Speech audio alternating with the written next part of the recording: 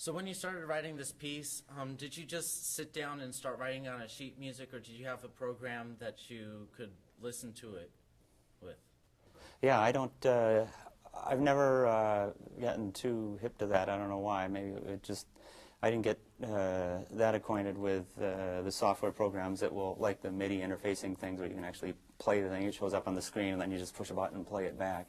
My copyist does that and he'll tell me what it sounds like. But for my part, I'm just doing, I just sit down and write with pen and paper and I think through it. One of the things I do, which as some of you become interested in composing or do some composing yourself, one of the things I do is when I've written a chunk, I play it on the piano. That's how I compose. I work at the piano, I get a little sound, and, chunk, chunk, chunk, chunk, that kind of deal, and play it and write it down and everything.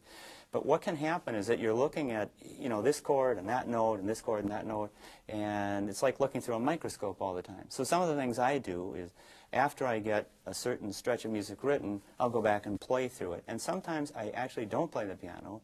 I take the music away, go to a table, and just think through it, and I'll also conduct. So if it's if it's in 4/4, I'm going 1, 2, 3, 4. While I'm conducting, I'm thinking the sounds in my head. So I'm having a little performance right there.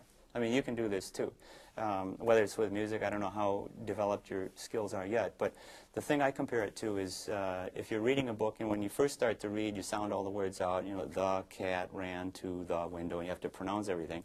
After a while, they probably don't even teach reading like this anymore, what do I know? But anyway, after a while, you get so you can read a book or the newspaper without sounding anything out. You don't have to move your lips or pronounce the words, right? So you're hearing something up here. That's a certain kind of hearing that I can't recall what the official name for it is, but it's a way of reading. The same thing goes with music. It's a different set of symbols. Instead of T, H, E, and we think the, we see C, E, G, and we think a C major triad. You can probably all do that, even now as we're sitting here. Just think of a C major triad. If I tell you now, think of a C major triad all in strings, and you know what that sounds like, then you could easily write it on a piece of paper, and that's called composing. If I tell you to think about it in trombones at a certain area in the range, like lower than maybe what we were thinking, instead of middle C, E, G, think of it an octave lower, and it's going to be kind of a bold sound. That's all you need to do. That's your encyclopedia of sounds. As long as you have that, then you can start combining in your head other things, like think of 3 trombones playing that triad, and then think of oboes and flutes playing a D flat, 2 octaves above it. It's going to be kind of dissonant, see. But the more you study music, the more you get so you can put sounds together like that. And so you can write it out on paper and you can actually hear it up here.